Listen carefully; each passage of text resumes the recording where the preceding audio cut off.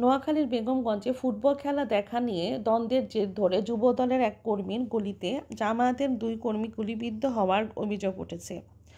গুলিবিদ্ধরা গত 2 দিন থেকে নোয়াখালী জেনারেল হাসপাতালে চিকিৎসাধীন অবস্থায় রয়েছে।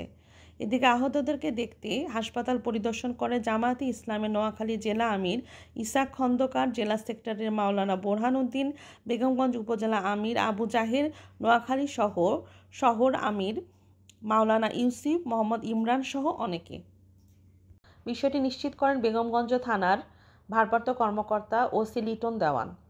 এর আগে গতকাল রোববার 17 আগস্ট রাত 8:30টার দিকে উপজেলার গোপালপুর ইউনিয়নের বেতুয়াবা গ্রামের ওয়াসেকের দোকানের সামনে তারা গুলিবিদ্ধ হন। গুলিবিদ্ধরা হলেন মোহাম্মদ সজীব হোসেন ও মোহাম্মদ তুষার। তারা দুজনেই গোপালপুর ইউনিয়ন জামায়াতের যুব বিভাগের সদস্য এবং একই এলাকার বাসিন্দা।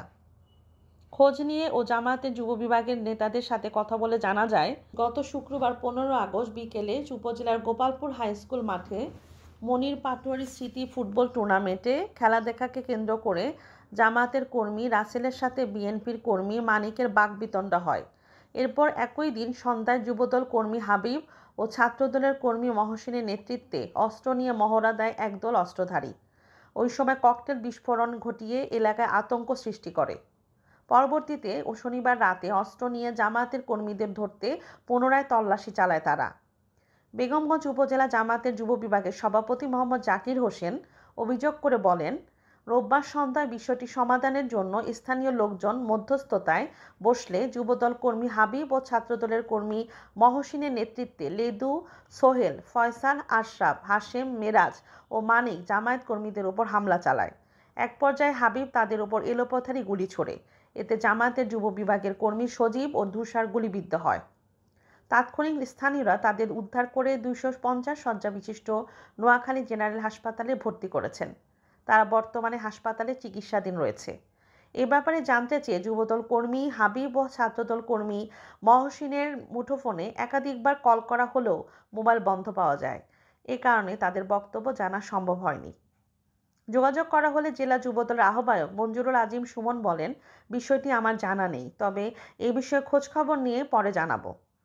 ওসি লিটন দেন আরও বলেন, স্কুলের ভবনে ছাদের উপরে উঠে ভালোভাবে খেলা দেখা নিয়ে দুই পক্ষের মধ্যে একটু ঝগড়াঝাটি হয়।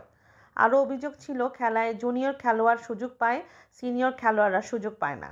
এসব নিয়ে স্থানীয় মুরব্বীরা সন্ধ্যার দিকে বৈঠকে বসে মিটমাট করে দেয়, যাতে আর কোনো সমস্যা না হয়। কিন্তু বৈঠক শেষে দুজন গুলিবিদ্ধ হওয়ার ঘটনা ঘটে।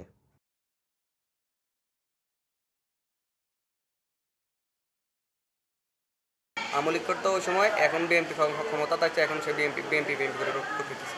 এখন বিএনপির লগে থাকে, সবাই মিলে একসাথে এখন মানুষের এইভাবে হত্যা করতেছে। তারা হঠাৎ আইয়ের একজন থাম করে এমন একটা ফায়ার করে দিয়েছে, গুলি করে দিয়েছে। গুলি করার আমি নগদ নিচে পড়ে গেছে।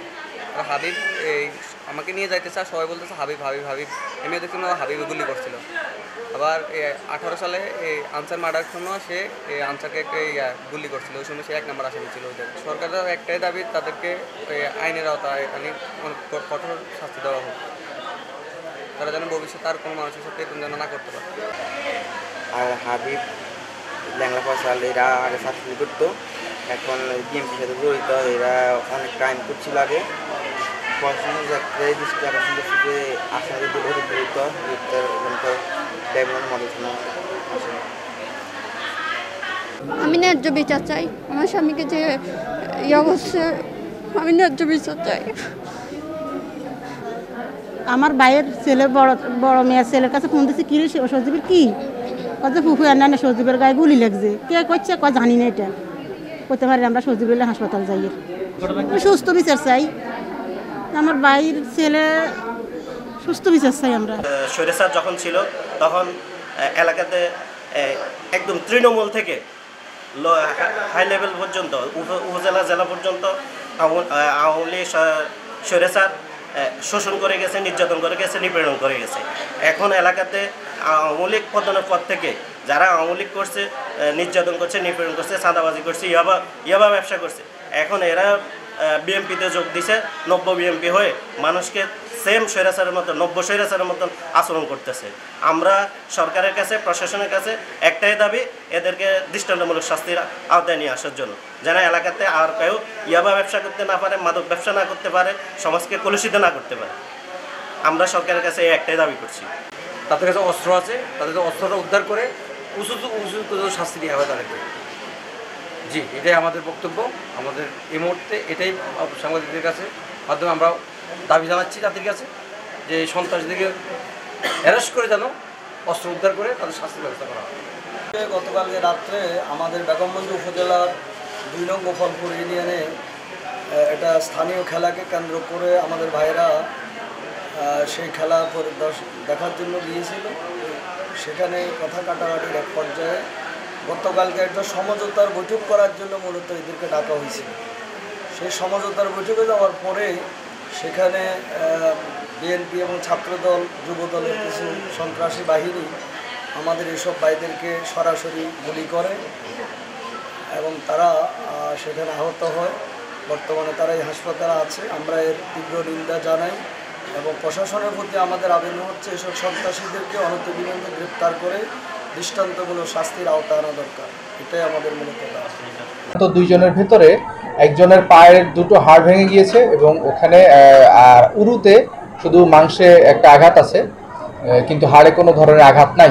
আরেকজন রোগীর ক্ষেত্রে তার পায়ের সামনের দিকের যে হাড় সেটা ভেঙে গিয়েছে, কিন্তু এর বেশি তেমন কোনো সমস্যা নাই এবং এই দুটোই কোনো ধরনের অপারেশন ছাড়াই চিকিৎসা করার মতো অবস্থায় আছে বা তাদের এই মুহূর্তে কোনো লাইফ রিস্ক যেটাকে আমরা বলি বা জীবনাশঙ্কা সেরকম নেই।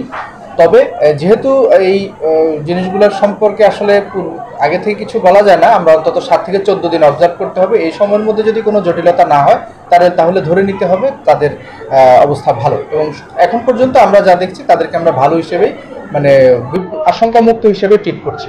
তারা হয়তো আরও 1 থেকে 2 দিন থাকবে হাসপাতালে।